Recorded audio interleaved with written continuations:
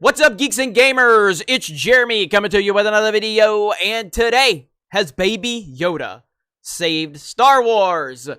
All of the bad decisions, Luke drinking green alien dinosaur titty milk, flying Leia Poppins, Han being a deadbeat dad, Han and Leia not being together, Pando Lando trying to recreate Harrison Ford's Han Solo. So many things that they've done wrong. But has Baby Yoda single-handedly saved things?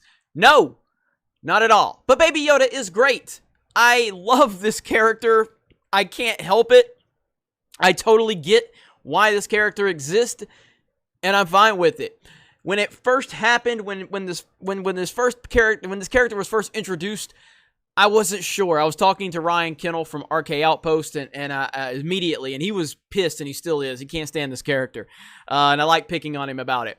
But I get why this character exists, but I love it, man. I'm emotionally attached to this. It helps with the character development of the Mandalorian.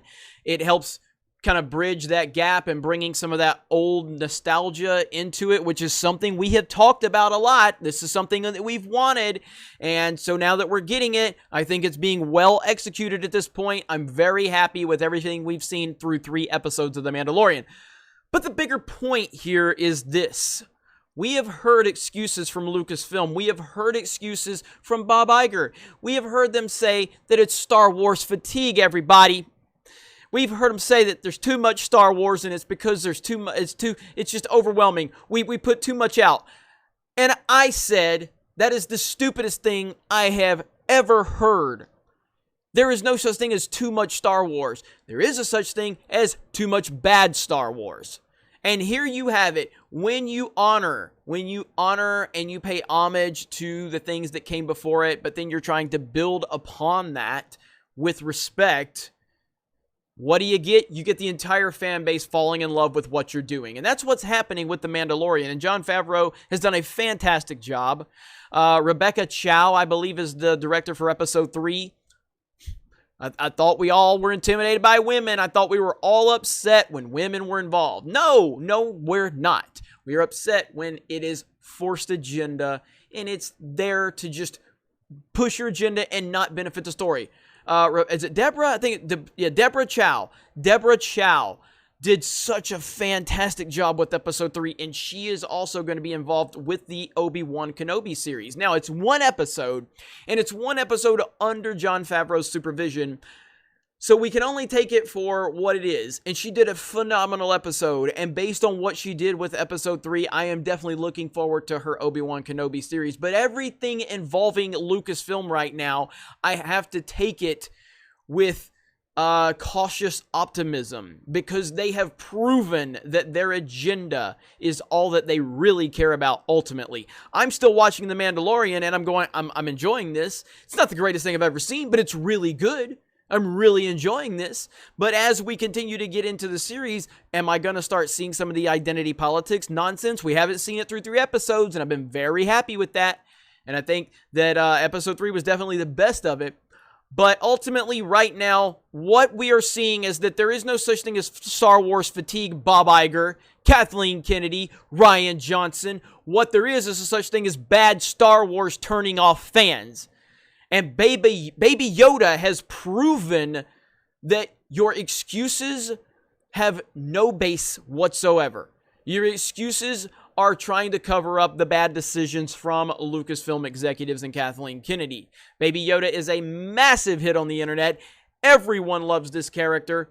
Everyone's intrigued by this character. And when I say everyone, I mean the heavy majority. I understand that there's some people out there that don't like it. One of our very own here at Geeks and Gamers doesn't like it, Ryan, and that's fine. Ryan's entitled to his opinion. Ryan knows more about Star Wars than I do, but he just doesn't like this character. I do.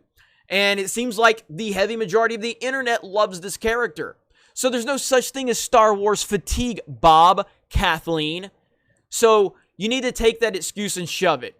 And what you need to do is you need to start giving us more of Star Wars and less of your identity politics, politically driven nonsense.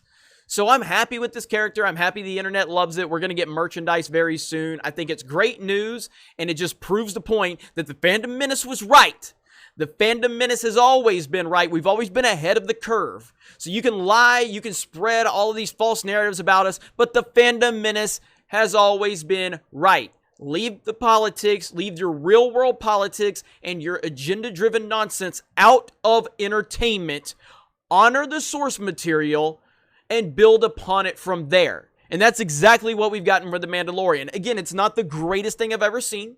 I think I said, like, I'd give the first 2 episodes a 7.5 out of 10. And I'd probably give the 3rd episode an 8.5 out of 10. Really did enjoy it. So overall, you're looking at about a solid 8 that I've seen from these 3 episodes. I am enjoying it. I'm not going crazy for it, but I'm definitely not hating it either. And we've gotten Jedi Fallen Order, which is a great game. It's not a groundbreaking game. Nobody's going to talk about this game in 30, 40 years from now, but it's a damn good game and it's enjoyable, and Respawn did a great job. So there is some positivity working within the creative walls of Lucasfilm.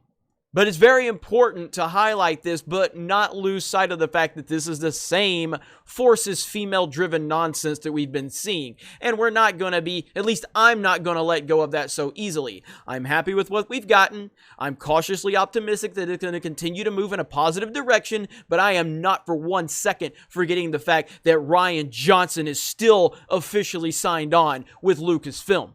So, Ryan, you remember that quote you made? You want to see less white dudes in Star Wars? Well, I've got a great idea, Ryan. I have got a great idea. How about you step down from this so-called trilogy that you have and offer it to Deborah Chow? I believe it's Deborah.